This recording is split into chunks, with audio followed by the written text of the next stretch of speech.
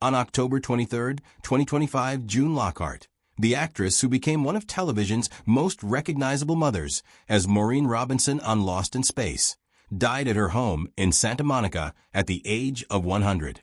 Her death marked the end of an extraordinary era. Lockhart had spent more than 8 decades in show business, but for millions of Americans, she would always be Maureen Robinson, the intelligent, compassionate mother who tried to keep her family together while stranded somewhere beyond Earth. But the story of Lost in Space was far more complicated than the cheerful adventures many viewers remember. Behind the colorful aliens, futuristic gadgets, dramatic warnings from a robot, and Jonathan Harris's unforgettable performance as Dr. Zachary Smith was a production filled with creative battles, changing personalities, personal conflicts, dangerous working conditions, and a television network that ultimately ended the series without giving its characters a proper conclusion. And perhaps the strangest part is that the people who made the show did not always know what it was becoming while they were making it. When Lost in Space premiered in September 1965, its original concept was much more serious than the campy science fiction adventure that eventually became famous. Irwin Allen envisioned a story about the Robinson family, a highly educated American family traveling toward Alpha Centauri when their mission went disastrously wrong. The original pilot, titled No Place to Hide, did not even contain the 2 characters who would eventually dominate the series, Dr. Smith and the robot. The pilot presented the Robinsons as an intelligent family struggling to survive in an unfamiliar world. That version of the series was eventually transformed. CBS wanted a stronger source of weekly conflict, and the production added Dr. Zachary Smith and the robot. The serious survival drama gradually evolved into something much more theatrical and comedic. The shift became especially dramatic because of one actor, Jonathan Harris. Harris was not originally hired to become the star of Lost in Space. Dr. Smith had been conceived as a dangerous saboteur and villain. In the original story, his purpose was essentially to create a threat for the Robinson family. But Harris immediately recognized a problem. If Smith remained a completely evil character, he might not survive very long. Harris later explained that he believed a villain like that had limited longevity. So instead of simply accepting the character as written, he began reshaping him. He added comedy. He exaggerated Smith's personality. He changed the way the character spoke and interacted with everyone around him. He created elaborate insults for the robot and developed the dramatic mannerisms that became the character's trademark. According to the Television Academy, Harris discussed this transformation in detail during his interview, including his conversations with Irwin Allen and the way he turned Smith from a straightforward villain into a much more comedic and memorable character. Bill Mumy, who played Will Robinson, later remembered Harris as someone who would effectively rewrite his scenes. Harris understood that television was changing rapidly, and he understood something else. Audiences remembered characters who entertained them. That gamble worked. Dr. Smith gradually became one of the most recognizable figures on the entire program. The robot became his perfect comic opponent, and Will Robinson became increasingly important to the stories. The center of gravity of Lost in Space was moving away from the original family survival concept and toward the strange relationship between Smith, Will, and the robot.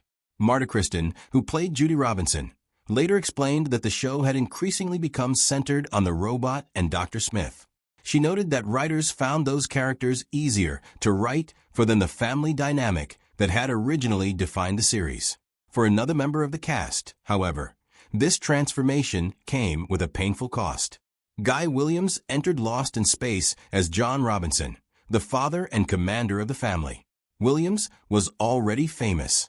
His role as Zorro had made him a television star, and he was physically imposing, charismatic, and perfectly suited to play the heroic leader of a futuristic family. But as Dr. Smith became more important, Williams's role became less central. This was one of the great ironies of Lost in Space. The actor who appeared to be the leading man gradually became less important to the stories, while the supporting villain became one of television's biggest personalities. Jonathan Harris himself acknowledged the situation years later. In his Television Academy interview, Harris discussed his relationship with Williams and the evolution of the series. Williams reportedly became frustrated by the direction of the show. The family-centered science fiction drama he had originally signed up for was turning into something much more comedic and centered around Smith and the robot. Yet Williams's legacy did not disappear. His earlier work as Zorro remained hugely popular internationally, particularly in Latin America. After Lost in Space, Williams eventually moved to Argentina, where he continued to enjoy extraordinary popularity. His death in Buenos Aires in 1989 brought a tragic end to the life of a man who had once been one of television's most recognizable leading men. But perhaps the most fascinating character behind the robot was not the robot at all. It was Bob May. Every time the robot moved, waved its arms, turned its head, or reacted to Dr. Smith, there was a human being inside that costume. May performed the physical work that made the character appear alive. Yet for years audiences had no idea who was actually inside. The robot costume was cumbersome and extremely difficult to work in.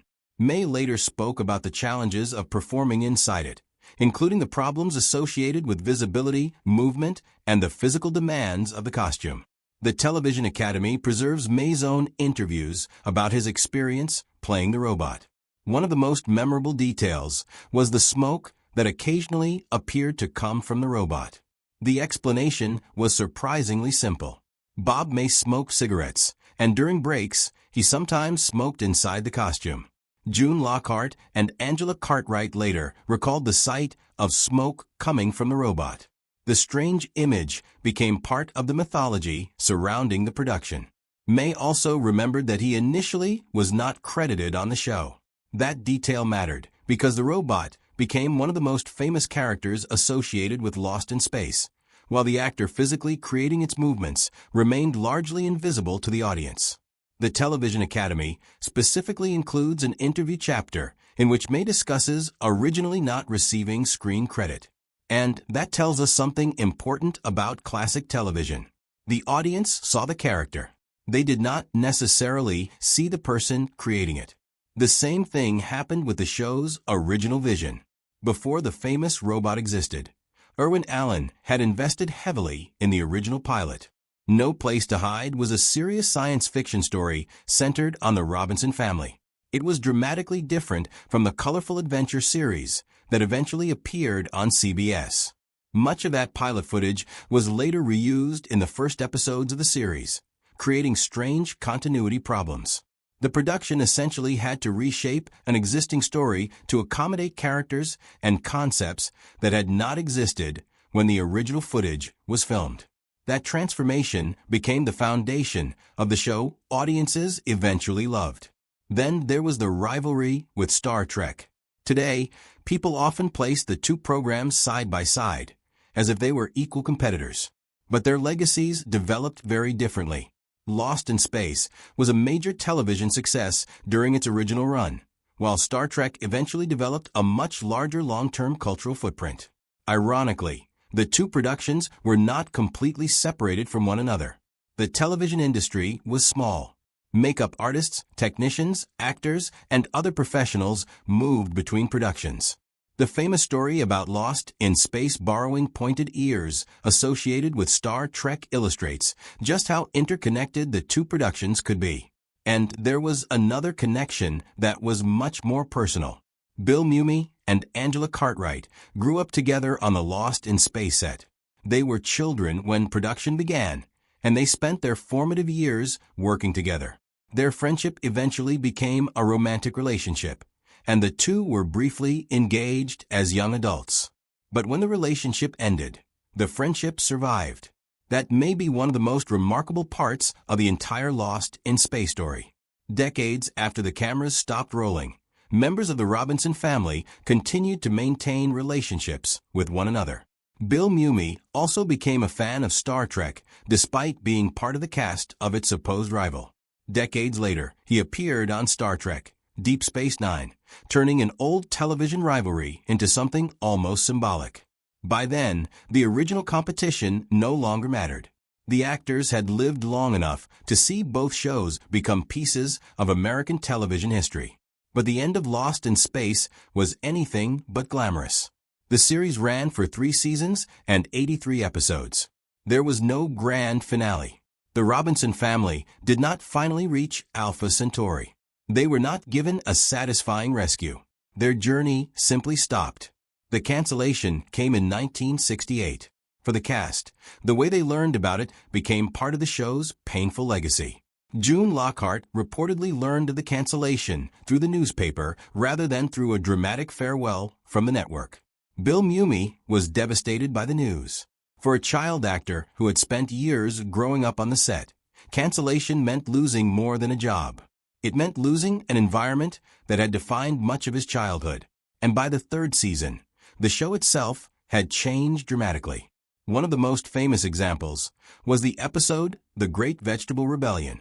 The episode pushed the show's campy tone to extraordinary levels. Instead of focusing primarily on survival and scientific discovery, the series was now embracing absurd comedy. Jonathan Harris later discussed the episode in his Television Academy interview, and the cast remembered the increasingly outrageous direction the program had taken. But there is an important lesson here. The strange episodes that critics might once have considered evidence of the show's decline eventually became part of what made Lost in Space unforgettable. The series was not realistic science fiction. It was something stranger. It was a mixture of family adventure, comedy, fantasy, science fiction, melodrama, and pure 1960s imagination. And that mixture gave it a life far beyond its original 3-season run. The cast members went in very different directions. Mark Goddard, who played Don West, continued acting, but eventually developed a second career in education. Jonathan Harris became a prolific voice performer and continued working in animation and television. Bob May became a beloved figure at science fiction conventions, where fans finally had the opportunity to meet the man who had spent 3 years inside the robot. And June Lockhart continued working for decades. Her career extended far beyond Lost in Space. She remained a recognizable television presence and became an advocate for space exploration. NASA honored her with its Exceptional Public Achievement Medal in 2013, recognizing her long-standing support for the agency and its mission. She even returned to the Lost in Space universe in the Netflix revival, providing the voice of Alpha Control in the final season. That appearance created an extraordinary bridge between the original series and the modern reboot. Think about that for a moment. June Lockhart first played Maureen Robinson in 1965. More than half a century later, her voice appeared in another Lost in Space series. Television had changed completely. The technology had changed. The way shows were produced had changed. But the connection remained. Jonathan Harris never got the reunion he wanted. He died in 2002, before the planned revival projects involving the original cast could fully materialize. His death closed another chapter of the original series. Guy Williams was already gone. Bob May was gone. Mark Goddard was gone. Dick Tufeld, the distinctive voice of the robot, was gone. And eventually, on October 23, 2025, June Lockhart was gone too. But the story did not disappear with them, because the surviving members of that original family continued meeting, remembering, and talking about the years they spent inside the Jupiter 2. That may ultimately be the greatest secret of Lost in Space. It was never really about the spaceship. It was about the people. The actors were children when they entered that world. They grew up together under studio lights, surrounded by artificial planets, futuristic machines, rubber creatures, painted backdrops, and enormous sets. They watched the show change. They watched some characters become more important than others. They experienced professional disappointments. Some struggled with what the series did to their careers. Others found entirely new lives after Hollywood. But somehow, decades later, many of them still remembered each other with affection. And June Lockhart's death in 2025 gave that history a different emotional weight. She had survived nearly everyone who had shared the original Jupiter 2 with her. She had watched Lost in Space go from a canceled television show to a cult classic, then to a feature film, and eventually to a modern Netflix series.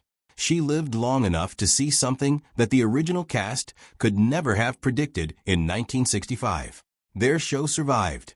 The sets were dismantled. The costumes disappeared. The original series ended without a finale. The actors moved on, but the audience never completely left. Generation after generation discovered the Robinson family. Children who watched the series in the 1960s introduced it to their children. Fans collected the toys, studied the costumes, memorized Dr. Smith's insults, imitated the robot's warnings, and continued asking the same question. What really happened behind the scenes? The answer is that Lost in Space was never as simple as it looked. It was a production shaped by compromise. It was transformed by one actor who understood how to make himself indispensable. It was changed by network expectations. It became increasingly focused on comedy, even as some of its actors preferred the original serious concept. It contained performers who sometimes struggled with the consequences of becoming associated with a massive television phenomenon. And yet, somehow, the result became timeless. The Robinson family never reached Alpha Centauri, but the actors who played them reached something perhaps more important. They became part of American television history. And after 60 years, the most powerful image may not be the robot, the spaceship, or Dr. Smith screaming in panic. It may simply be the sight of former child actors who grew old together and continued finding their way back to one another. That is the story buried underneath Lost in Space. Not just a story about getting lost among the stars, but a story about friendship, ambition, disappointment, reinvention, and the strange permanence of television memories. June Lockhart's final journey has now ended, but the Jupiter 2 is still flying. Every time someone presses play on an old episode, the engines start again. Will Robinson is still calling for help. The robot is still warning everyone of danger. Dr. Smith is still scheming. And somewhere inside that strange, colorful universe is a group of actors who spent a few years pretending to be a family, and somehow remained one long after the camera stopped. That may be the greatest legacy of Lost in Space. The Robinsons never made it home, but their story did.